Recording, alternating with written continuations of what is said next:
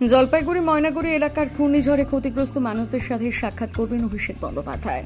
বৃহস্পতিবার জোর কদমে বার্নিশ বড় ভণ্ডানির মাঠে চলছে মঞ্চ বাঁধার কাজ। শুক্রবার বিকেল নাগাদ তৃণমূলের সর্বভারতীয় সম্পাদক অভিষেক বন্দ্যোপাধ্যায় ঝড়ে ক্ষতিগ্রস্ত এলাকায় যাবার কথা। এই মাঠের সাথে কথা বলবেন বলে জানান তৃণমূল কংগ্রেসের নেতৃত্ব। অভিষেক বন্দ্যোপাধ্যায়ের একটা আসার কথা, কি বিষয় যদি বলেন।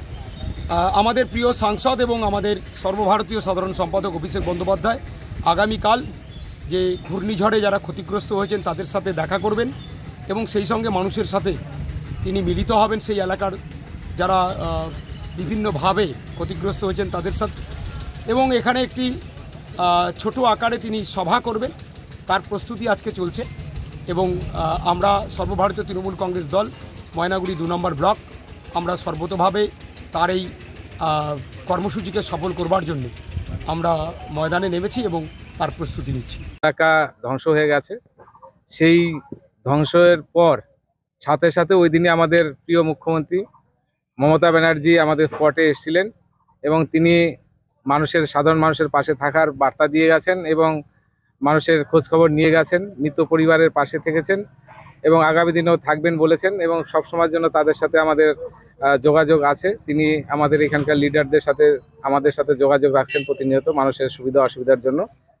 তো মেনলি আগামীকাল আমাদের সর্বভারতীয় সাধারণ সম্পাদক অভিষেক ব্যানার্জি আমাদের ঝড় বিধ্বস্ত এলাকা পরিদর্শন করবেন এবং সেই এলাকার মানুষের সুখ দুঃখের কথা শুনবেন, যে এই কয়দিনে সরকারিভাবে বা বেসরকারিভাবে কি পরিষেবাগুলো তারা পেলেন বা কি পাওয়া বাকি আছে, সরাসরি তাদের মুখ থেকে শুনবেন।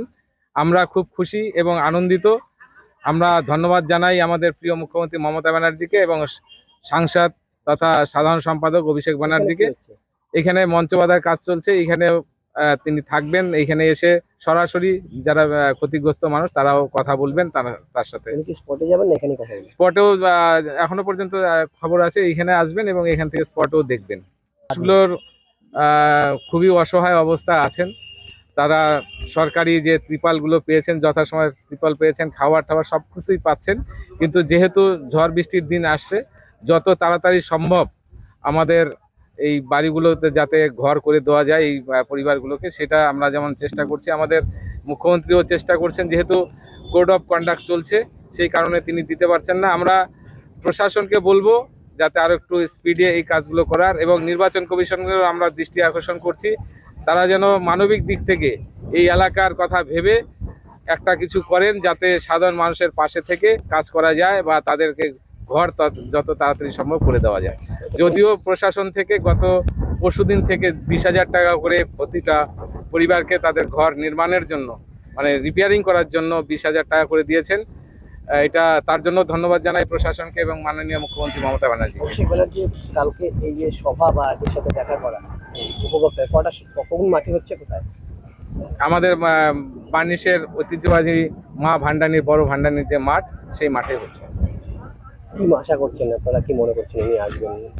আমরা এলাকাবাসী হিসাবে খুবই আনন্দিত, এত বড় মাপের নেতা এই ছোট্ট জায়গায় এসে আসছেন এবং বিশেষ করে মানবিক দিকের তিনি পরিচয় দিচ্ছেন, এলাকায় এসে এলাকার মানুষের সাথে কথা বলা। তার জন্য মাননীয় সাংসদ অভিষেক ব্যানার্জিকে আমরা